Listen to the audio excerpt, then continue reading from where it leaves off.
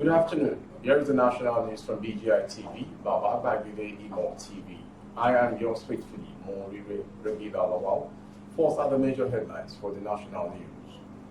In Kano's detention, while Boko Haram gets VIP treatment, is provocative. Afeniferi or Anese others. Oshun, man declared wanted by police threatens mass death from hideouts. Ganduje lists ways to tackle insecurity in Nigeria.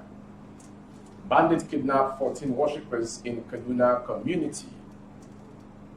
Evans, court jails co-defendants 5 years for sale of firearms. Traders, passers-by make donations, rescue detained truck pusher who hit army vehicle. Now the news in detail. The Southern and Middle Belt Leaders Forum, SNBLF, have called for the release of Nnamdi Kanu, pro-Biafra agitator. SNBLF said the federal government was openly displaying double standards by Kanu's continued detention. The group noted that Kanu's continuous detention and trial was provocative, while Boko Haram terrorists get VIP treatment. SNBLF made the call in a communique jointly signed by the leaders of Yoruba's Afenifere, Igbo's Ohanese Indibo, the Middle Belt Forum, and the Pan-Niger Delta Forum after a meeting in Abuja. The communique reads partly the continued detention and trial of Nnamdi Kanu on charges of terrorism and treasonable felony, while known Boko Haram terrorists are being given VIP treatment and hosted in government house is not only provocative and perfidious but abusive double standard on part of the Nigerian state. We demand in national interest the immediate release of Nnamdi Kanu and a stop to any further persecution of Sunday Igboho, who is currently on a conditional release in Benin Republic. Kanu has been locked up by the Department of State Services, DSS, since June 2021. He is facing charges bordering on terrorism before Justice Binta Iyako led Federal High Court in Abuja.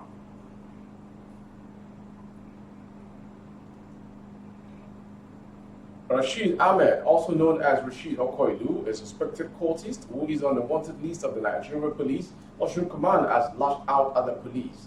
He threatened to unleash mayhem in his native Ede town if the command and members of the Odo People's Congress OPC did not desist from hunting him down. Rashid, in a recorded audio message from his hideout and made available to journalists in Osogbo on Thursday, disclosed that this problem started when he decided not to join the OPC. While calling on Ede elders to intervene in order to avert a revenge mission on his path, Okoilu alleged that the OPC members that invited him were criminals. He also accused the team of Ede Oba Nuruddin Adeshola Lawal of using them to hunt him. He said one Doki Odua of OPC and Oriade had invited him and his boys to join OPC, but he declined because of the advice from those that were already members of the group, who told him that those that invited him were armed robbers. While reiterating he is a Turk who earned money on the street, he absolved himself of any crime, but disclosed that his refusal to join their gang led to the shooting of his mother, elder brother, and his younger brother. In my presence, one of those that invited me to OPC went to steal an iron rod and he killed someone at the scene about 5 years ago in Ede here. The team of Ede ordered us not to be involved in violence again, and we all abided by the order. But after all that, the OPC men still attacked me on December 4th, 2021, and 2 of my younger brothers were killed right in front of the police station. And one other that ran into the police station was traced into the station and he was killed in the presence of the policemen. After that, Okiwakili, Oriade, and Jagolabi killed my mother. She was killed on Tuesday, 22nd February 2022. I hereby appeal to all indigents, Osun State Government, Federal Government to intervene. All royal fathers in Osun should also intervene.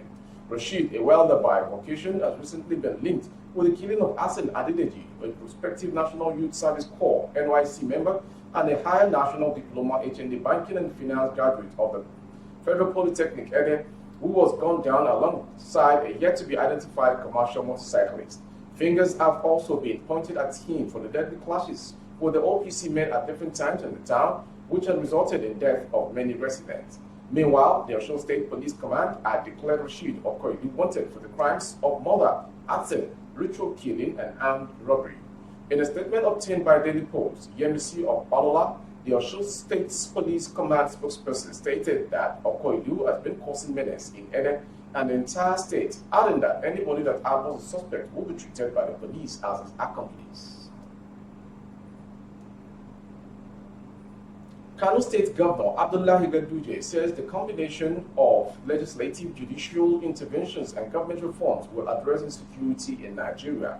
Ganduje spoke on Friday in Ibadan, the Oyo State's capital, at the 2022 alumni lecture of the University of Ibadan UI NAN report. Ganduje, who attended the coronation of the 42nd Olubadan of Ibadan land, will on Saturday inaugurate a 250 million naira ultramodern hall in UI. In his lecture titled Challenges of Insecurity and Nation Building, the governor lamented the multiple security challenges the country was facing. He mentioned terrorism, banditry, kidnappings, drug trafficking, cyber crimes, robberies, weapons proliferation, human trafficking, communal clashes, ethnic nationalism, and militancy. The Kano Elsmen further listed hate speeches, economic and financial crimes, subversive activities, herdsmen and farmers' clashes, youth unemployment and piracy. Effort to tackle insecurity can only be effective if there is a robust combination of legislative and judicial interventions with government reforms that address security challenges. Ganduje called for modernization of security agencies, training, intelligence, sharing, advanced technology, logistics, motivation, and change of orientation. He advocated a complete overhaul of security institutions to reflect international standards of best practices. The governor added that an institutionalized approach was better than the episodic and reactive response adopted by the government after weeks' attacks. Suspected bandits stormed a mosque during evening prayers on Friday in Giwa local government area of Kaduna State and kidnapped 14 worshippers. One of the worshippers, Alhaji Buhari Nadama, who said he not only escaped, told Daily Post in Kaduna that they had gunshots while performing evening prayers, Isha prayer. He said minutes after they saw masked men who were well armed. According to him, the bandit also went away with several cattle from a nearby community, Tudun Amada.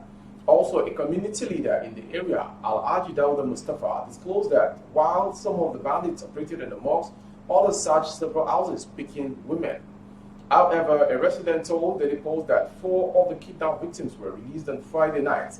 The Kaduna Police Command Public Relations Officer, ASP Mohammed Jadige, did not pick calls, just as he did not respond to text messages sent to him.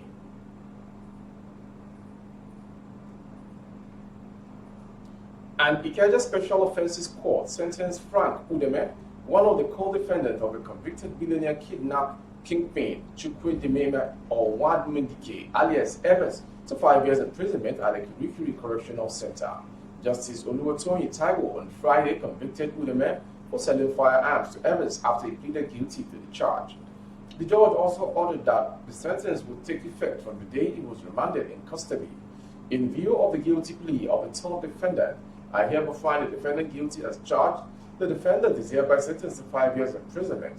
However, the sentence will take effect from the day the defendant has been in detention, which is July 6, 2017. The news agency of Nigeria quoted Justice Taiwo as saying, earlier, counsel to the third defendant, Mr. A.B. Josiah, notified the court about the defendant's charge of plea. The charge was reread to the defendant and he pleaded guilty to count 6 and 7. The director of the Directorate of Public Prosecution, Dr. Babatunde Matters, told the court that the third defendant admitted to have sold 2 AK-47 and 270 AK-47 live ammunition to Evans. And to the last story for the national news this hour. Traders and sympathizers on Friday rescued a young truck pusher from being molested by a soldier of the Nigerian army after the boy mistakenly hit the army's vehicle at a popular Monday market in Maiduguri, Borno State capital. In a trending video circulating within the general public in the former capital of the Northeast sub-region and the epicenter of the Boko Haram insurgency in the past 12 years, traders and members of the public were seen soliciting for donations to repair the army vehicle hit by a truck pusher as insisted by the soldier. This boy inside the vehicle has been arrested by a soldier driving this army vehicle that he hits his car. The boy mistakenly hit the vehicle while trying to maneuver past the busy road with his truck, which is loaded with goods. The soldier arrested him and insisted the boy must repair his vehicle for him. We don't want the boy to be taken to the barracks. That is why we are making donations to pay the soldiers, since the boy cannot afford to pay him. One of the contributors explained in the video. In the video clip, the boy was seen seated at the back of the Army Elot vehicle, parked on the busy Monday road, which is under construction, along with some bags of rice, while donations were being made by members of the public to rescue the young boy. That was the national news from EGI TV, but before we go, a quick recap of the headlines once again. In Andekano's detention, while Boko Haram gets VIP treatment is provocative at Feniferi, Oanese, and others. Oshun, man ordered wanted by police threatens mass death from hideouts. Ganduje lists ways to tackle insecurity in Nigeria. Bandits kidnap 14 worshippers in Kaduna community. Evans court jails co-defendant 5 years for sale of firearms. And last story, traders, passers-by make donations, rescue detained truck pusher who hits army vehicle. For more updates on our YouTube channel, the handle is Babagede Imon TV. Kindly subscribe and click on the notification bell to select the option all to enjoy our updates.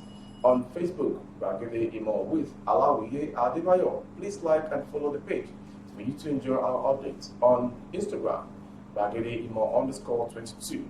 For advert placement of the goods and services, the streaming number on your screen is a direct line to call strictly for advert. Thank you for watching. I am Morire Redmi Good afternoon.